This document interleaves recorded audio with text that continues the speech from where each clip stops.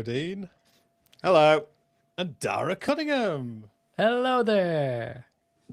We're all in a good mood, aren't we? Because we've got some more points on the board, Rocco. Rocco, you didn't like the title of this episode, did you? No, I think you'll get pelters for saying plural, points plural. Just a mistake, isn't it? But if you look at the thumbnail, courtesy of leedsunited.com, not sure whether we're allowed to use it, Dominic Calvert-Lewin is pointing. So 2 points in London, see? Well, it's a stretch, but we'll give you it. Thank you. His arms are stretched really wide, actually. Well, he's pointing twice, and we got a point. That's 3 points. You could have called it 3 points in London. Right, give Rocco pelters. Special thanks to Bass and Bly. I'm saying it slowly because I'm just getting my screen up again. So last episode, we mentioned they sell this cool camera called the Kodak Carmera. And I didn't realize this, but there's really low levels of stock of them in the UK. And Bass and Bly have some. They have a limited amount left. They are a very good Christmas present. You should get one for someone who, if you're looking to get a nice last minute gift. I tried to get one and it was sold out. Yeah. Well, I didn't go in the shop though. He's got some more. He's got some more stock coming. Brilliant news. That's great. I'm going to snap them all up. Insider trading knowledge. So by the time this comes out, there won't be any. So if you go to bassandbly.com, you'll be able to order them. You can get them to collect in store if you want to go to Harrogate as well, or you can get them delivered to your house. Bassandbly.com. Can we also remind Rocco that he's live? That we just said there by the time this comes out. It's like, yeah. You're live, mate. Damn. It's funny because my brain heard that, but just did nothing with it. But technically, you're kind of working now, so you can't access your phone. So if someone wanted to get in ahead of you and order online, they could get the swoop on you. Just saying. At some point, I need to go on airplane mode. We should probably talk about football, but before that as well, Rocco, you've had quite a few orders of books on the website, and it's like gasping because you can't get to the post office quick enough. But yeah, thanks for the orders, is what you mean. I do. Yes, it's been much appreciated. Great selling, Dara, as always. Sorry, I'm absolutely sweating. What's the saying? Sweating buckets. Buckets. That's because I played squash, not because of all the orders that I'm trying to get out the door. You could have said that. Yeah. Thanks, everyone. Yeah. Enjoy. Keep going. I think when's cut-off date? Well, the Harrogate Post is struggling, isn't it? But don't let that stop you ordering. Having said that, I've only got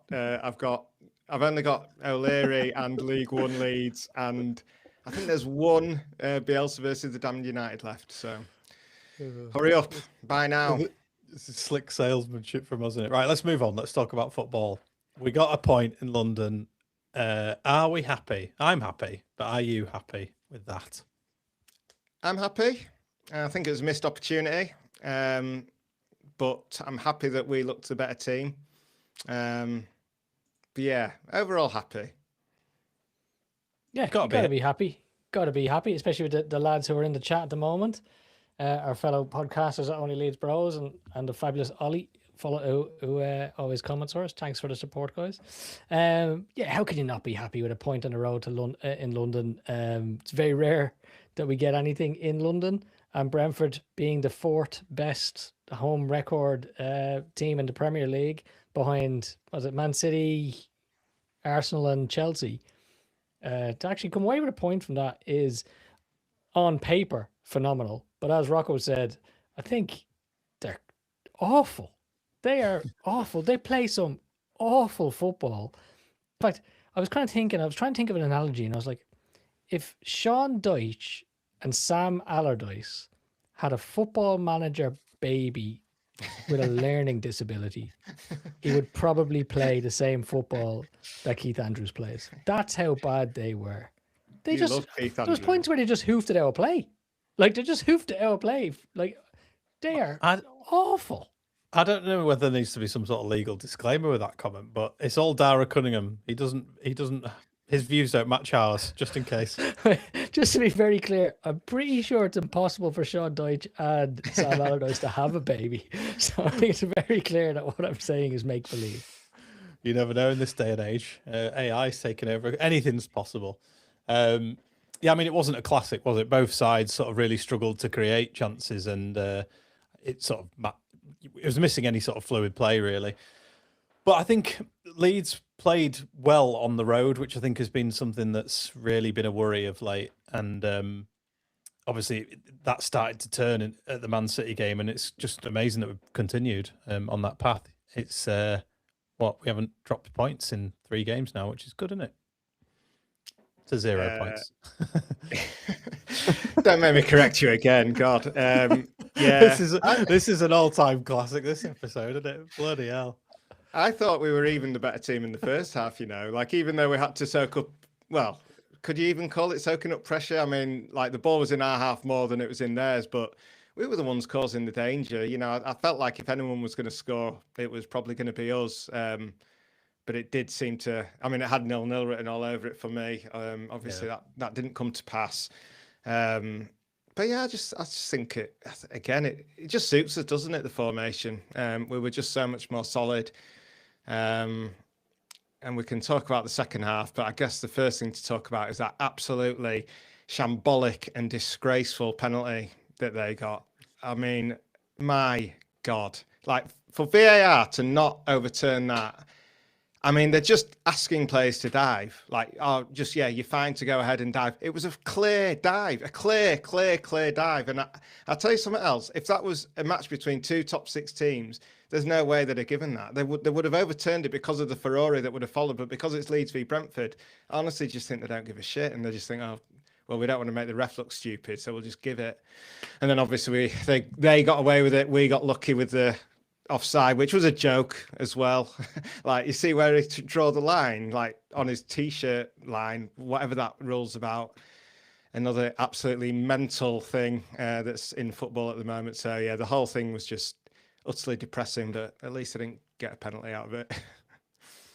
With your headgear then, Rocco, and ranting, you were so like Kevin Keegan in that moment. I would love it. I would love it.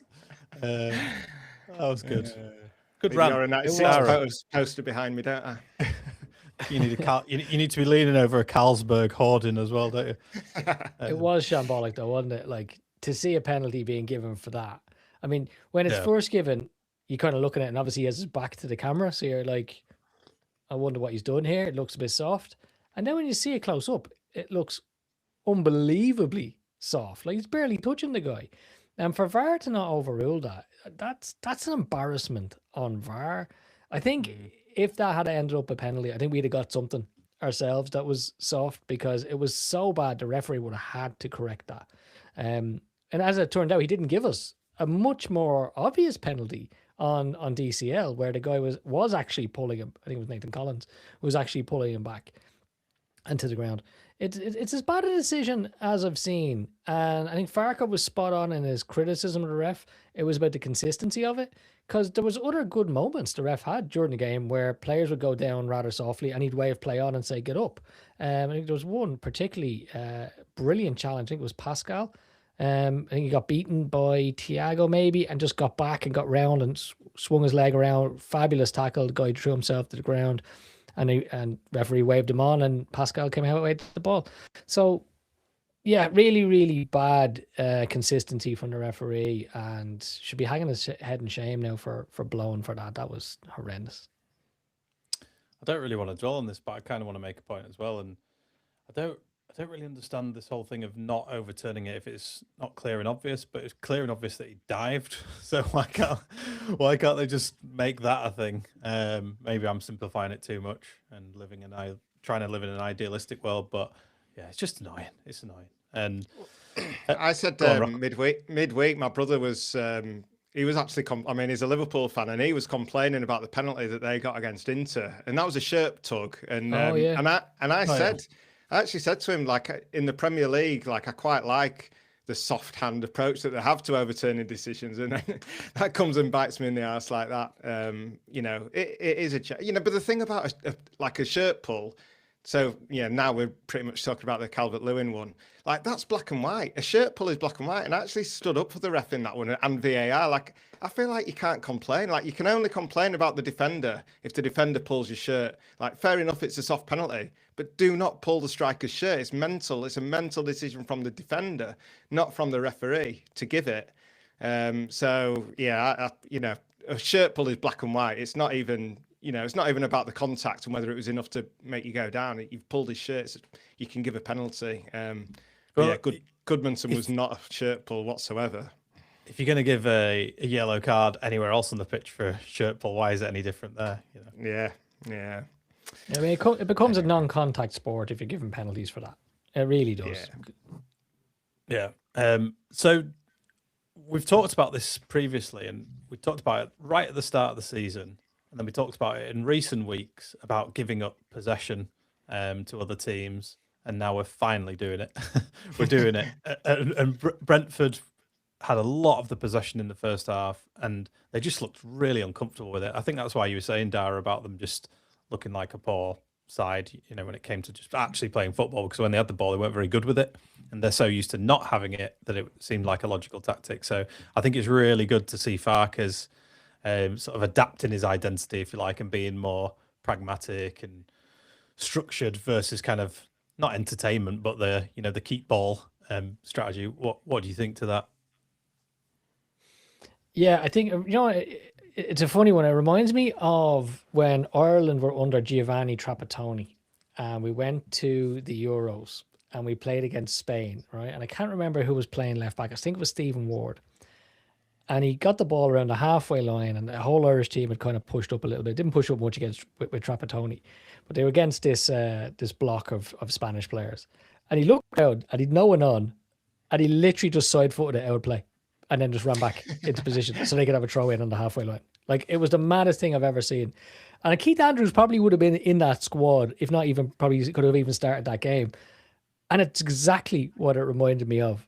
They were so bad on the ball. You could have just given them that ball for 90 minutes. And as long as you sit in a low block and respect their home record, it's going to be very difficult for them to break it down. I mean, we talk about the goal when it comes, but it was 3 mistakes in that goal for it to happen. So they got a huge slice of luck to get that goal, but there was no patterns of play. They had nothing going on. And this is supposed to be an established Premier League side. I was actually kind of thinking, is this really it? Is this the famous mythical Premier League? It's the best league in the world. Because surely this doesn't qualify as that. Now, on the other hand, I quite like their style of play. I like that combative, aggressive press 2 up front. I love that. Particularly away from home. I actually really enjoyed our performance. So Ampadu in particular was brilliant and typified that performance. In fact, he's been excellent since Man City, actually. So, I mean, he's been snapping into tackles, and I thought he ran the midfield in the second half, or ran the whole game really in the second half. But yeah, Burnley, he's playing on the edge, Ampadu, with that yellow card as well at the minute, and doing extremely well with it. Yeah, extremely well. It's incredible actually how he's managed to avoid a yellow card over that period of time. But yeah, I couldn't get over how bad Brentford were. As I say, it was nearly. It reminded me of the worst footballing performance I've ever seen in my life, which was Ireland against Spain, and that's saying something. Like, do you think, Rocco? There's probably some points you want to add to that, but do you think that, because everyone's talking about Brentford being established, and us being in the sort of dogfight at the bottom at the moment. Like, there's a real good chance that some teams could fall off around us as well. Like, we're coming into a pattern of, touch wood, of starting to play better, starting to understand who we are more as a team and what we can and can't do. And other teams might have hit the limit and actually be found out, like your Brentfords, and actually they've started off well, but could they start to cascade? Yeah, I'm hoping so. I mean, the one thing you've got to remember is it was a one-off game. They might have just had a terrible afternoon, and normally they're better than that. But yeah, they looked really bad. And one thing I've been looking at recently is on FOTMob. It shows the the market value of the starting 11s for each team, and ours was pretty close to Brentford's. Like, they were not that far ahead of us. And when you look at it player for player, obviously. I mean, God, I mean, I've not even heard of most of their players, but, they don't have any superstars. Obviously, they're a team that, have a work ethic, and they're solid. They've got things going for them, and they're able to pick up points at home, especially. But yeah, you've got to think there's a good chance that a team like them could be dragged into it. And I've got to say, I'd be much more confident about finishing above them than Nottingham Forest, or even teams like Fulham. I can't remember who the other one down there is, but I think Brentford are definitely a candidate for us to. We need to be aiming to finishing above these teams. Like I said at the start, I don't want to aim to finish 17th. I want to be aiming to be sort of mid-table. Which is unrealistic, but at the same time, there are teams like Brentford that we should want to be better than, and we've got good players. Like, we can be better than them. I totally agree. Go on, Dara. I totally agree. I tipped Brentford to go down at the start of the season, and I felt a little stupid about that recently because they were doing so well and they were pushing up the table and they kept getting these results. But then I've gone and seen them, and I'm gone, these are awful. It's like that Wayne Rooney quote when he goes trading with the Everton players who are all his idols, and then he realizes they're all crap. like that's exactly what it was like with this Brentford team. I honestly can't get over how bad they were. And to Rocco's point, I think you've got Wolves, who are clearly bottom of the table. You've got Burnley, who I actually thought were okay when we've seen them, and they've had a couple of results, but I think they'll drop off just purely from investment in the squad. West Ham are awful. I've said that all season. I have watched West Ham, and they're awful. And Burnley I keep saying Burnley. Brentford are definitely the next worst team that I've seen. I do think Fulham are probably a step above them, particularly from an individual perspective. They have players like Wilson, who's having the season of his life, and Kevin looked great when he came on, and he's going to have an impact for them. But if that Thiago guy gets injured, because I think he scored like 9 goals for him or something so far this season, if he gets injured, they're in big trouble. And it's very hard for a player to go through an entire season without picking up an injury. So it just depends on when it happens and how long he's out for. We did very well to shut down Thiago as well, didn't we? I think. Obviously, I have not watched a lot of their goal back. I've watched a lot of angles of Dominic Calvert-Lewin and watched a lot of social media. But my memory, and you guys can correct me on this, is that it was Damsgaard who played the ball through, which was a good ball through, wasn't it? He came on as a sub. But Bogle looked flat-footed. He looked kind of square on and wasn't anticipating the ball going through or a player over his shoulder. And then obviously it was, just didn't go away from that point. Jordan Henderson scored his first goal in the Premier League for 4 years, 35 years old. Yeah. Well, yeah. I'm not going to hammer Biol. I think maybe it was a bit clumsy, but I don't think I'll leave that to Dara. It looks like the thing that annoyed me most about that goal was how passive we were in the build up. The whole team was literally just stood there, letting them passing it around. I don't know why we just switched off. I hated that. I was like, why we just stood there? It was just stood off. I don't know whether it was complacency or a bit of tiredness at that point of the match or what. But yeah, that was the thing that annoyed me the most. And then the rest just sort of happened. Over to you, Dara. Hammer my man Biol, by all means. Yeah. Well, I'm a big fan of Biol. Bear in mind, Rocco a few weeks ago thought Biol was like the worst footballer on the planet. I still do. I'm just not blaming him for that goal. On this evidence, Rocco may have been correct, but no, I don't think so. In general, I thought he had an okay game. Actually, quick shout out to Pascal. I thought he was brilliant in the first half. I thought he was absolutely excellent, particularly in the first half. Not that he did that wrong in the second half. I just thought he was really, really good in the first half. But yeah, interesting one. As you mentioned, Damsgaard plays true to Rico Henry, who is a real blast from the past and still ripping it up, obviously doing a great job in the Premier League. A player that I think we all probably agree that we probably should have signed when we went up that time, and they didn't under Bielsa. He would have been a really good player to have gotten in. I know he wouldn't have got in ahead of Stuart Dallas in that first season, although didn't Dallas end up playing most of that season in centre mid, and Alioski was left back. So what a bit of a mistake that is. But then again, Victor Orta making the decisions at that time, so he wasn't going to pick anyone good. Look, it was a terrible ball in. But first of all, it was Biol who played him onside. Then it was a terrible ball in, and Biol just hits it with his calf muscle straight to Henderson, who then goes to hit the outside of the post, and Biol went, no, here, I'll deflect this in for you. And then celebrates it. And then puts his hand up like Alan Shearer. Yeah, that was a bad few minutes at the office bad few seconds really, and fast these things happen. Bad few seconds at the office for Bial. But he's been good. He has been good, and he's been really good in the back three. And I think actually to give him his props, I think he gives Rodon and Struijk a wonderful license to be a bit more risk taking in their attempts to try and win a ball early, which again sets us on the attack and gets us on the front foot as well. Because obviously, if they're going to nip in front of someone and they don't get it, and there's no one behind them, there's a huge risk in that. And I think Radaby used to be the best at that, wasn't he? He used to always win the ball when he went in to try and get it, but we obviously don't have him. So no, I think Bial's been really excellent. But yeah, three errors on that one.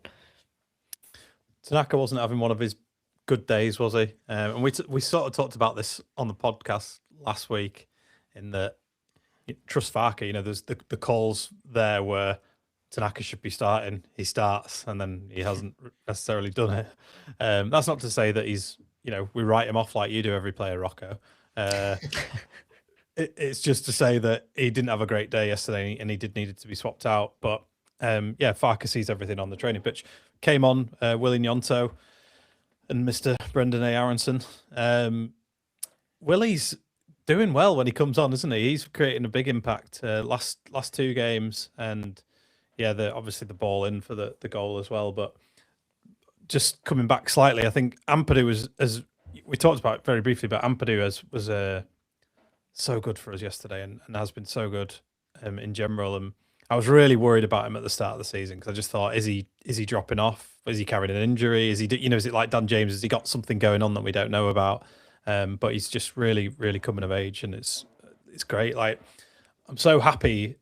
I know we talked about it at the time, but I'm still so happy about that Chelsea performance. That must make him feel absolutely buzzing against his old club, like going into these really challenging games, leading the club, and thinking, yeah, I can do this. I'm at this level where I have bossed, hundreds of millions of pounds of midfielders over the last few weeks. I can do this against anyone, and that's got to be great for him. And in the run up to the goal that Willie eventually crossed in, he won the ball back on the edge of the box. He kept it alive for us and kept them out of shape by winning the ball in that position as well. And it's just so valuable to us having a player like that who can do it all over the pitch. And I love him. I think he's great. And what a whipping from Willie that was as well. It was, and I think it was a very deliberate hook from Ampadu once he got the ball to get it out to Willie. I would start Gnonto up front next game, definitely. Yeah, I would. I think like a Rod Wallace, Wallace to Dominic Calvert-Lewin. Definitely, I think it'd be a cracking front two. Obviously, assuming Metcha's not back. But Okafor, I wasn't really happy with again. He is dangerous, but I just don't ever trust his final ball. I think he suffers from a bit of indecision at times. And Willie's confident, and he's doing well. He's making things happen whenever he comes on the pitch. And that was an absolutely beautiful cross, and a lovely clinical header from the man of the moment. That was really pleasing.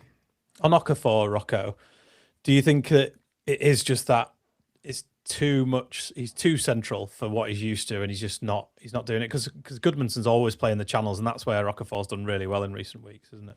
Yeah, I'm not sure really. I've liked him, and I think he's a talented player, but I don't think he's really got fully into his stride yet, and probably to be expected. I think he's a valuable player to have. Absolutely not writing him off, but I would take him out of the team for sure. Yeah, he was a bit unlucky though, wasn't he? I mean, he made the best of maybe the overhead kick, slide scissor kick thing wasn't making the best, but the other two chances I thought he did quite well with. Particularly the one he blasted at Kelleher, because obviously that was at a significant angle, and he had to burst past his man. He had a lot to do to make that chance. I'm not sure there's many other players in our squad could do what he just did there to make that chance, and it was obviously a good save by Kelleher. And actually, speaking of Kelleher, he was really good. He was really, really good. It was Okafor as well who broke down the left, wasn't it? And he went to whip it to the back post for Jabo, and Kelleher got his foot on it to deflect it out. Like that again, that piece of goalkeeping, just the reflexes to do that. And I know we've spoken about Perry in the past about the ball coming at you fast, and like there's a perfect example of it there. I mean, that ball came at Kelleher super fast, and yet, you know, the reflexes were there, and that was even with his feet, not his hands. He's a top class keeper. I really wish we'd have put in a better fight to get him, or well, maybe we did put in a fight, but we didn't get him anyway, which is kind of the story of the transfer window for most of the good players we went for.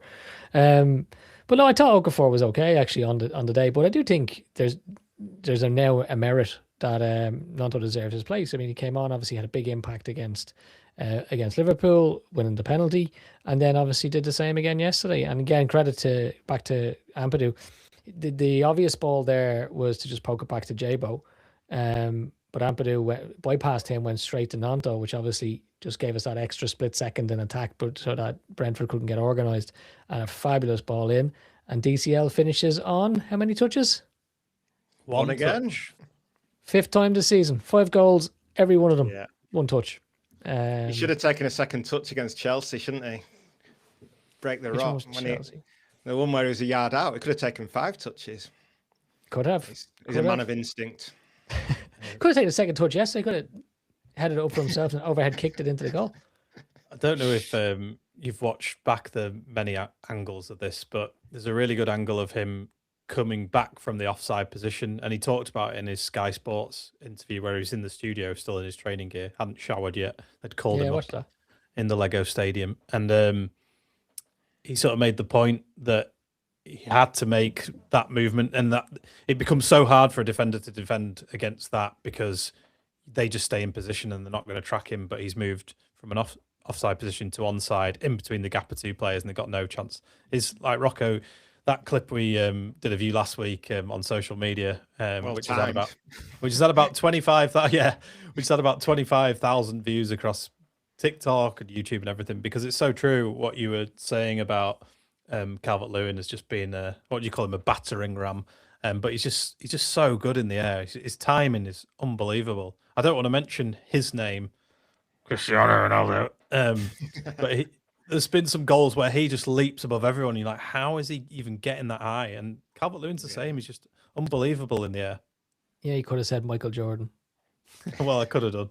They called it Michael Jordan in the studio. I could have said that, but I had to give he does tend to defy gravity. Like, he gets up and just kind of stays up. His vertical leap must be. I'd love to know the science behind his vertical leap compared to other players. It's quite funny when he watches it back in the studio as well, because he's like, oh yeah, it was pretty high, that, as though he's shocked by his own ability as well. Get him in the England squad. He's got to have a sniff, hasn't he? I was trying to think who are the options. I mean, Welbeck's obviously doing quite well. Watkins, but then surely Ivan Toney's been in trouble. Yeah, yeah. I'd like to see it. I'd like to see it at the end of the season. He can go when there's no more Leeds games to play. I think we still need to wrap him in cotton wool for now. He's too important for us to be going off playing international football this season. He can go to the World Cup at the end of the season, but no call-ups until then, Thomas, please. He's playing Uruguay though. I'd love to see that. It'd be great. Yeah. Yeah, I mean, I wish him all the best, but I wish Leeds all the best more than anything. Fair enough. It's what we need, isn't it? It's just consistency. And last thing we want is another player out injured. Metro, we're missing him at the minute. Yeah, we want people back, don't we? Fit as soon as we possibly can. Yeah. But yeah, overall, I think it was a good day out in London, because we've had a lot of bad days out in London, and taking a point from Brentford was very, very nice. Should we talk about Farke? Yeah, we should. I was feeling very prickly yesterday because after we scored, like a few of my mates had like messaged saying like, and obviously you two did as well. You scumbags, going on about him only changing formation after we went behind, and which like annoyed me at the time. But then the more I've thought about it, I'm sort of on that page really, because you know we were the better team by quite a lot, and the way the last 20 minutes went, should we have changed earlier and really gone for it and gone 4-3-3 and tried to capitalise? Like, is that why we have missed out? Or maybe we just upped it because we were 1-0 down and it wasn't so much about the formation. I don't know, but yeah, I've started to question myself, and yeah, I've done a 180 spin. Now I'm thinking that maybe he could have foreseen this and got us 3 points. What do you reckon? I don't know. I wasn't annoyed, but I thought it was scripted again. I think, and I'm hoping it doesn't become the new script, because I like the unpredictability of it. And in fact, on that, some people have said, well, our last 2 goals have come from the 4-3-3, so clearly it's working. And it's like, actually, it's not about that. Farke has been correct. It's about the approach, but it's also about the change in formation and how that impacts the opposition team, who are used to playing a certain way for 70 minutes or 30 or 60 minutes, whatever it might be, with a certain style of player making a certain style of run, and then suddenly that formation changes. I mean, if anything, I'd suspect probably hasn't had time to reflect on it yet, but I think when he does look back at it in the cold light of day, Farke might feel a little stupid for having not changed formations more actively in his previous time at Leeds. That that all that stuff about putting on Peru as a central midfielder and just bombing Joseph up there and Gelhardt up there, it's like that was never going to work. It worked one time, whereas clearly changing formation and having a set pattern of play that your opponent is not used to is working. So there's big impact there from Nanto, big impact from even Brendan Aronson, who nearly I think him and Okafor had a dual shot that nearly went into the top corner. Kelleher pulled it out of the sky. So no, I wouldn't be annoyed about it. I did think the game was finally balanced. I think we were in the ascendancy.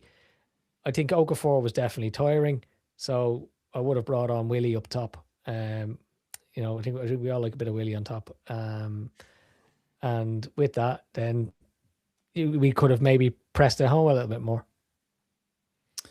Yeah. I'm not sure, Rocco, to be honest. It's a funny one, isn't it? Because we want him to adapt in games. That's what we're getting. I think when he's adapted with the formation recently, it was like Liverpool. It was like, well, I've got nothing else to lose, so let's do it. But I think the main thing is just it still being this thing that is it needed in the game, not just shall we change it on a set amount of minutes. So yeah, we'll just have to see. It'll pan out when it whatever happens in the next game. Palace will be a good test for that next weekend. See if it changes. Yeah, and also to be fair, I mean, because we were on top, just because they scored, he could have kept 5-3-2 as well. So fair play to him for actually changing it straight away and not dwelling on it and leaving it for 10 minutes and seeing how it went. So I'm not criticizing, but I just I was just second guessing myself really. Who knows? Yeah. And the man on the balcony enjoyed it as well, didn't he? I love that. Managed to get a great bird's eye view of the game. He wouldn't have seen the goal though, would he? I need to get my protractor out to work out whether he'd have had a view of the of Calvert-Lewin's header. He might have just seen the header itself, but probably not seen it hit the net. Apparently didn't. He said he came out on Twitter, announced that he is the guy from the balcony. It's his daughter's flat, and he can only see to about the penalty spot. There you go. That was a good guess. It's annoying you said that, because I was going to say, how high Dominic Calvert-Lewin can jump. He just popped it over. You just see it over the stand for about 4 minutes as he just hung in the air. So just like this little bobbing head. I was really chuffed with the performance from us when we have been. I didn't go into it nervous at all. Like, I thought all the other games have been really, really nervous for an away game. But just how things have been at home, I just thought I feel really confident in our ability. It was more just a case of, can we do it when we're under pressure? Like Rocco, you talked about it last week, that the other results are kind of pointless unless you don't go to Brentford and get something. So I think it's a really, really brilliant point on the road, and we've got to be grateful for that. As I say, Palace next weekend, Saturday night, under the lights again, great atmosphere. Their managers talked about having to rotate the team because they've got tight turnaround with cup games in Europe, etc. That means nothing, doesn't it? We still have got to go and do a job, and Palace are flying, like they're doing so well, and the players again will will have a point to prove against them, and I think you'll see an Ellen Road close to Christmas, very up for it, all around, I would say. Yeah, it almost. I'm a bit worried that I'm basically expecting us to win. I'm expecting us to beat Palace despite how good they are, just because of all these other factors that come into play. But there's every chance that we will. You know, if we keep doing what we're doing, if we play with the same intensity and tempo, you know, the players are getting confident. Calvert-Lewin's on fire at the moment. You know, he'll be desperate to score again.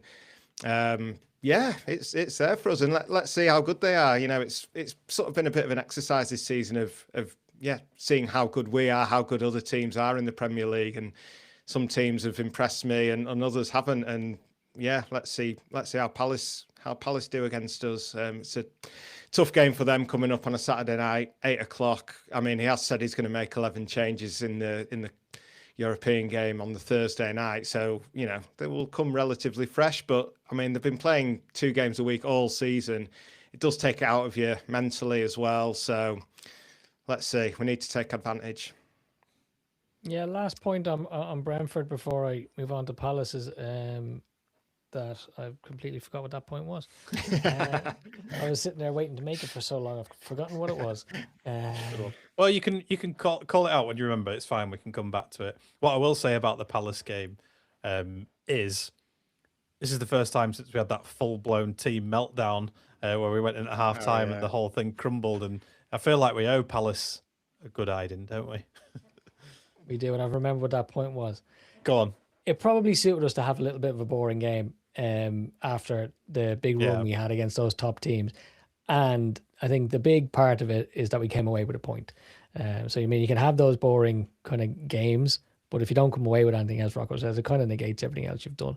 So what we've proved is we can be as up for it against Liverpool or Chelsea or Man City as we are away to Brentford, which actually brings me back into Palace. Palace will be 100% up for this because it's Leeds United. And I think this always goes against us as a proper big club with a big history, is that will Palace be super, super up for it when they go to Brentford, you know, or Burnley, or, you know, they still, of course, they're going to be up for it. They're going to see it as an opportunity. But everyone playing Leeds, it's a big, big game. And I think until we get level playing field financially with regards to the squad, so I think we're going to need a couple of seasons to kind of really see that equalize.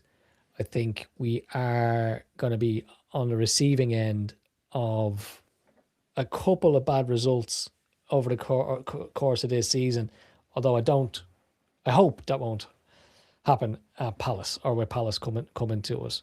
But I think that Leeds factor is always in the back of my mind, that any club coming to Ellen Road, it's a big game for them. It's up there in the top 5 fixtures that they look at every season, regardless of our own financial situation or where we're at in the league.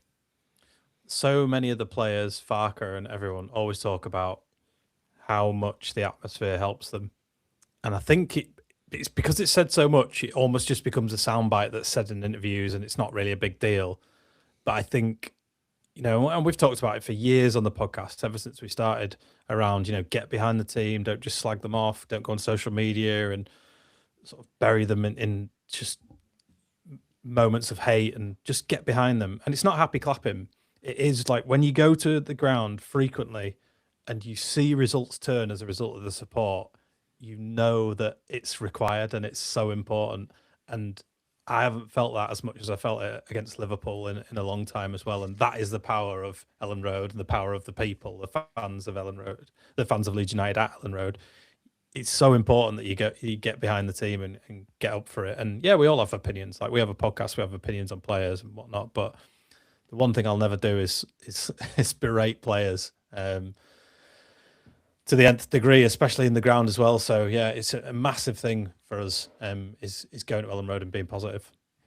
Yeah. Well, wasn't it Isaac Johnson with Rocco Dean during the week who made that exact point? Rocco, you might talk us through what it is that Isaac said about that, because I mean, it was a great point from someone who is still getting used to Ellen Road, and certainly his first time with Leeds in the Premier League. But he was blown away by that Liverpool game. So what you talk us through what he said, Rocco? Yeah, he was genuinely blown away. I think he said it was unbelievable, the atmosphere. He said, the decibel level shot through the roof after we got that first goal and like that first attack. I think it sort of fell to Calvert-Lewin, didn't it? And it just trickled wide. And yeah, he mentioned the noise at that point, and he wondered how any team can cope under that sort of intensity and that pressure that the crowd are putting on. And yeah, we've seen it so many times at Ellen Road, and like Bielsa used to say that the Leeds fans are best in adversity. And I think he's right, and I think that's why in the last couple of years in the Championship, why it has been flat, because there is no adversity. We don't really have to do anything. We go there expecting them to win, without us, but when we have to get behind them and help along the way, then there can't be a better place in English football. It's absolutely electric. So I think on Saturday night, I think it will be as well. 8 p.m. It's is it last Saturday before Christmas? Is it? Must be. Yep. Yeah. We're fortunate that we have had hard times in a way, because we haven't been sanitized yet in terms of having loads of corporate hospitality, and it's still a cauldron of noise, like local noisy people that really want to support their team and get behind them. And you got to be grateful for that. So when the 49ers talk about, doing the best to keep the atmosphere, make that North Stand bigger, keep more of us in there, and that'll massively help. Yeah. But yeah, Palace next week, and everyone's busy in the run up to Christmas, aren't they? Was there anything else from us? Anything else we want to cover off? Dara, one more thing. One more thing. I've got one more thing. I was actually just trying to Google there what the Premier League table was this time last year after 16 matches. I'll be interested to see. So there's a really good point in there about where 16 points would have left us last season and in previous seasons in the table. So if someone else wants to actually Google that while I'm chatting away, please feel free to go ahead. Well, one more thing comes from Danny, actually, from the Just Joe Ladies Football Show. I was chatting to Danny yesterday after the match, and she made a really good point that all these points that we're accumulating now are putting us in a great position with AFCON coming up, because we're going to find a number of teams around us are going to suffer greatly from AFCON, and we will be playing a number of those teams, and perhaps points that may have seemed unattainable or less likely, shall we say, with a full squad, are certainly going to swing a little more in Leeds' favour in terms of probability and possibility during the AFCON. So long may that continue, shall we say. So but in all honesty, it's a really good point, and I think Leeds have recruited very cleverly with regards to that this season, that we will not be impacted. I think we're one of the very few teams that are in the whole league that will not be significantly impacted. So if we can maintain this momentum that we have going into that, then we could be one of the real big beneficiaries. I mean, there's every chance, realistically, by the end of January, we could have another 4-5 wins. There's a lot of games to play between now and then, and a lot of games are going to be missed by players at AFCON.